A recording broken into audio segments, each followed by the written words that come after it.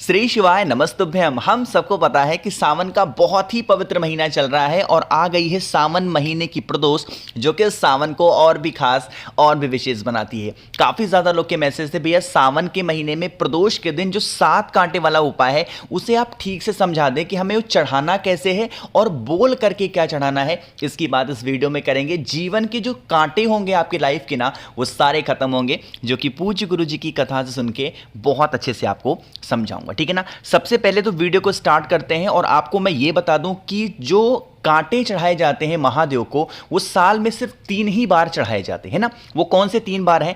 पहला तो वैशाख महीने की प्रदोष पे चढ़ाए जाते हैं, और दूसरा सावन महीने की प्रदोष पे, और एक आती है शिवरात्रि बड़ी वाली, उस पे चढ़ाए जाते हैं। इसके अलावा महादेव को कांटे कभी भी समर्पित नहीं किए जाते। और ये आपके पास में आखिरी मौका है, सावन महीने की प्रदोष आ गई है, आपको ये उपाय करना है, ठीक है ना। चलो समझने की कोशिश करते हैं। स्क्रीन पे आप सभी को कुछ पत्ते दिख रहे होंगे। ये कौन से पत्ते हैं? ये हैं बेलपत्र, जो महादेव को बहुत प्रिय हैं।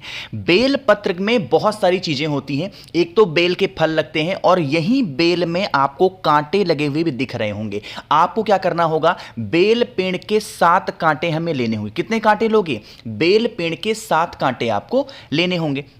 लेने के बाद में आपको जरूरत होगी इस तरीके से धतूरे की। इस टाइम पे धतूरा थोड़ा महंगा जरूर मिलेगा, बट ले लीजिएगा। सिर्फ एक धतूरा लेना है। आपको बताऊं, हमारे यहां धतूरा इस टाइम पे कितने रुपए मिल रहा है? एक धतूरा 60 रुपए का मिल रहा है। पता है आपको? इतनी ज्यादा डिमांड हो गई है। तो आपको भी इसी तरीके से एक धतूरा लेना। धतूरे के साथ में तांबे का लोटा ही लेना है, कोई और पात्र नहीं लेना। तांबे के लोटे में जल भरिएगा। बेल पेड़ के 7 कांटे एक धतूरे को लेके पहुंच जाएंगे। प्रदोष काल में यह उपाय सुबह नहीं कर सकते, इस चीज का विशेष ध्यान दीजिएगा। आपको पहुंचना है महादेव के शिवलिंग के पास में। तरीका समझिएगा कि हमें वो काम कैसे करना है। मैंने आपको 3 चीजें बताई हैं। पहला आपको 1 लोटा जल, दूसरा आपको मैंने धतूरा, तीसरा आपको 7 कांटे। सबसे पहले महादेव के शिवलिंग के ऊपर जो धतूरा मैंने बताया है, उस धतूरे को समर्पित करना श्री शिवाय नमस्तुभ्यम का जप करके, ठीक है ना। अब आपके पास में क्या है? आपके पास में बेल पत्र के 7 कांटे हैं, है ना।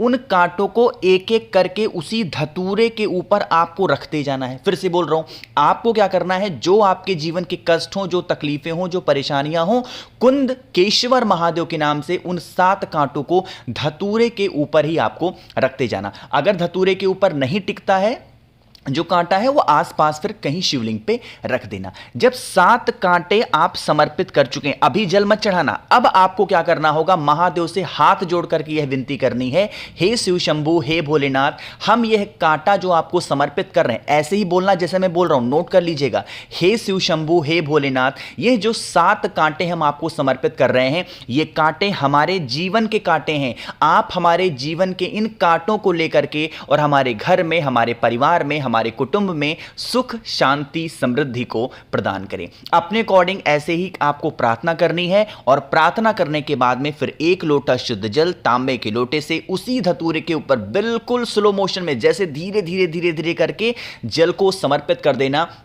यह उपाय अगर आपने सावन महीने की जो भी प्रदोष आएगी उस पे कर लेते हैं, तो आपके जीवन के जो कांटे होंगे वो महादेव दूर करेंगे और आपके घर में सुख, शांति, समृद्धि हमेशा बनी रहेगी, ठीक है ना। बहुत ही विस्तार से आपको समझाने की मैंने कोशिश की है। तो पहले उपाय की तो हमने बात की है सावन की प्रदोष पे, जो आपके कांटों के साथ में करना था, ठीक है ना।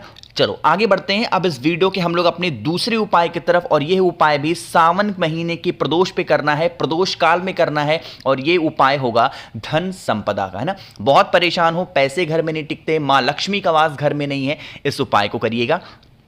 उसके लिए आपको लेना होगा फिर से इस तरीके से एक धतूरा, ठीक है ना। ध्यान रखिएगा, कुछ लोग क्या करते हैं, धतूरे को भी धुल करके दोबारा इस्तेमाल करते हैं। ऐसी गलती मत करना। महादेव को जो दोबारा चढ़ाया जाता है वो सिर्फ और सिर्फ बेलपत्र होता है, वो धुल के चढ़ाया जाता। धतूरा बार बार नहीं चढ़ाया जाता। एक व्यक्ति एक ही धतूरा एक बार चढ़ा सकता है। तो आपको एक धतूरा लेना। इस धतूरे को आपको लेना होगा इस तरीके से पीला चंदन, है ना, पाउडर के फॉर्म में लेना। अभी इस पीले चंदन को गीला मत करना, ऐसे पाउडर के फॉर्म में लेना। जो मैंने आपको ये धतूरा दिखाया ना, इस धतूरे पे अच्छे तरीके से ज्यादा मात्रा में उस पीले चंदन को लगा देना। जितना ज्यादा लगा सकते हो ना, उतना ज्यादा लगाना, ताकि जो कांटे वाला पोर्शन है धतूरे में वो कहीं से दिखाई ना दे, और जो हरे वाला पोर्शन है धतूरे में वो कहीं से दिखाई ना दे, ठीक है ना। समझ रहे हो मेरी बात को ना। इतना करने के बाद में आपको क्या करना होगा? फिर एक तांबे का लोटा लीजिएगा और उसमें नॉर्मल जल भरेंगे अपने घर से। अब यहां पे एक चीज का ध्यान रखिएगा, जल के साथ में अगर आप पे घर में गंगा जल हो तो इस धतूरे में इस जल के अंदर गंगा जल भी जरूर मिला लेना, ठीक है ना। मिलाने के बाद में फिर से वही काम, पहुंचना है शाम के टाइम पे प्रदोष काल में महादेव के शिवलिंग के पास में। क्या करिएगा, जो मैंने आपको धतूरा बताया ना, आपको उस पीले धतूरे को महादेव के शिवलिंग के ठीक ऊपर समर्पित करना है। यहां पे जो कांटे वाला पोर्शन होता है धतूरे में ना, वो आपकी तरफ होना चाहिए, और जो डंडी होगी धतूरे की वो होना चाहिए माता अशोक सुंदरी की तरफ, ठीक है ना। इतना करने के बाद में मां लक्ष्मी का ध्यान करते हुए, रिद्धि सिद्धि का ध्यान करते हुए, आपके घर में जो भी धन संपदा की प्रॉब्लम है, कुंद केशवर महादेव के नाम से उस जल को महादेव के शिवलिंग के ऊपर, उसी धतूरे के ऊपर धीरे धीरे धीरे धीरे करके समर्पित करेंगे। जब आप समर्पित करोगे, यही जल बहता हुआ जलाधारी से नीचे गिरेगा। इस जल को थोड़ा सा किसी भी कटोरी में, पात्र में रोक लेना। इसे लेके आप अपने घर पे जाना, जितने भी रूम्स हो, जितने भी कमरे हों आप पे घर में, उन सभी कमरों में इसका छिड़काव कर देना। जिस कारण से आप पे घर में मां लक्ष्मी का वास नहीं होता, पैसों को किल्लत बनी हुई है, हमेशा परेशान ही रहते हो, वो सारी समस्या आपके घर से हमेशा के लिए खत्म जरूर हो जाएगी, ठीक है ना। करके देखिएगा। 2 उपाय की हमने बात यहां पे कर ली है। आगे बढ़ते हैं अब इस वीडियो के हम लोग अपने तीसरे उपाय की तरफ, जो कि आपको करना है कनेर के पुष्प के साथ में। लेकिन अब ये उपाय कैसे करना है और कहां पे करना है, ये मैं आपको तब बताऊंगा जब आप सभी लोग करेंगे वीडियो को लाइक, और जिसने अभी तक चैनल को सब्सक्राइब नहीं किया, जिसने अभी तक शेयर नहीं किया, तो शेयर करिएगा और चैनल को जरूर सब्सक्राइब करेंगे, ठीक है ना। चलो भाई, समझने की कोशिश करते हैं। यहां पे आप सभी को दिख रहा होगा कनेर का पुष्प। पहले बात करते हैं इस उपाय के बेनिफिट क्या होंगे, फायदे क्या होंगे। जो भी कष्ट आपके घर में चल रहा होगा, जो भी प्रॉब्लम, जो भी समस्याएं चल रही होंगी, इस कनेर के पुष्प के उपाय से वो सारी समस्याएं खत्म होंगी, ठीक है ना। क्या करना है, इस टाइम पे बहुत ज्यादा मात्रा में, मतलब थोड़ा बहुत नहीं, बहुत ज्यादा मात्रा में कनेर का पुष्प अवेलेबल है, तो एक कनेर का पुष्प लेंगे पीला वाला, और उसके बाद में एक तांबे का लोटा लीजिएगा, उसके अंदर जल भरिएगा अपने घर से। बाकी इस जल के अंदर कुछ भी नहीं डालना और सीधा पहुंच जाना महादेव के शिवलिंग के पास में। तरीका समझेंगे। आपके पास में एक कनेर का पुष्प है, अरे है कि नहीं है, और हम सबको बहुत अच्छे से पता है महादेव का पूरा परिवार शिवलिंग के ऊपर ही विराजमान है, पता है आपको ना। एक जो कनेर का पुष्प है, उन्हें हमें कहां कहां छुआना है, पहले मेरी बात सुनिएगा। यहां पे मैं कुछ बना भी दे रहा हूं ताकि आपको आसानी हो समझने में। यहां पे मैंने महादेव का एक त्रिशूल बना दिया। क्या करिएगा, आपके पास में जो कनेर का पुष्प होगा ना, सबसे पहले उस कनेर के पुष्प को माता अशोक सुंदरी के स्थान पे टच कराना। पहले, सबसे पहले माता अशोक सुंदरी के स्थान पे। दूसरा स्थान होगा माता के हस्तकमल पर। बार बार कनेर के फूल को बदलना नहीं है, उसी कनेर के फूल को पहले माता अशोक सुंदरी को टच कराएंगे, फिर माता के हस्तकमल पर, जिसे हम कटी भाग बोलते हैं, वहां पे टच कराएंगे। तीसरा, जो जहां पे हम जल चढ़ाते हैं, जल नीचे गिरने ही वाला होता है, बिल्कुल एंड पॉइंट पे, यहां पे आपको यहां पे टच करना है।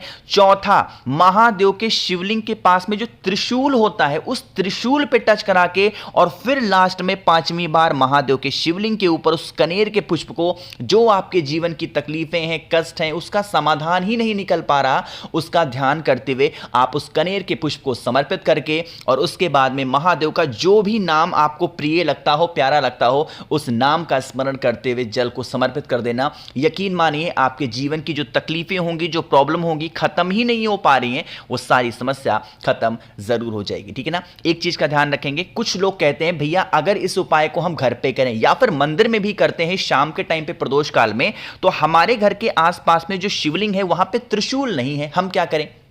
देखो, अगर त्रिशूल नहीं है तो आपको वही जो कनेर का पुष्प है उसको महादेव के शिवलिंग के ऊपर ही टच करा करके और समर्पित करना। इतना परेशान होने की जरूरत नहीं है, ठीक है ना। करके देखिएगा। तो यहां पे हम सभी लोगों ने 3 उपाय की तो बात कर ली है, एक आखिरी उपाय की बात करने जा रहे हैं जो कि बहुत स्पेशल, बहुत प्यारा सा है, और यह हमें सिर्फ और सिर्फ सावन महीने की प्रदोष पे ही करना चाहिए, ठीक है ना। बहुत ध्यान से सुनिएगा और समझने की कोशिश करते हैं। देखो, कुछ लोग ऐसे होते हैं जिनको, जो प्रदोष का व्रत रहते हैं ना, अगर आप व्रत हो तब तो बहुत अच्छी बात है, और व्रत अगर आप नहीं हैं तो भी आप इस उपाय को करेंगे तो व्रत रहने वाले जितना फल पाएंगे आपको भी उतना ही फल मिलेगा। बस नियम ध्यान रखिएगा, ठीक है ना। क्या करना है, सिर्फ एक बेलपत्र लेना, ठीक है ना, सिर्फ और सिर्फ एक बेलपत्र लेना, और आप इस उपाय किसी भी व्यक्ति को ठीक कर सकते हो, उसकी बीमारी को ठीक कर सकते हो, उसकी तकलीफी को खत्म कर सकते हो। एक बेलपत्र लेना, बेलपत्र को लेने के बाद में एक तांबे का लोटा लीजिएगा और उस तांबे के लोटे में आपको जल भरना है अपने घर से और कुछ भी मत डालना, सीधा पहुंच जाना महादेव के शिवलिंग के पास में शाम के टाइम पे प्रदोष काल में। सबसे अच्छी बात इस उपाय की यह है कि आप चाहें तो इस उपाय को घर पे कर सकते हैं, आप चाहें तो इस उपाय को मंदिर में भी करो। ठीक, देखो क्या करना है। आपको सबसे पहले एक लोटा शुद्ध जल तांबे के लोटे से श्री शिवाय नमस्तुभ्यम का जप करके महादेव के शिवलिंग के ऊपर चढ़ाना। अब सुनिएगा मेरी बात, बहुत ध्यान से बताने जा रहा हूं।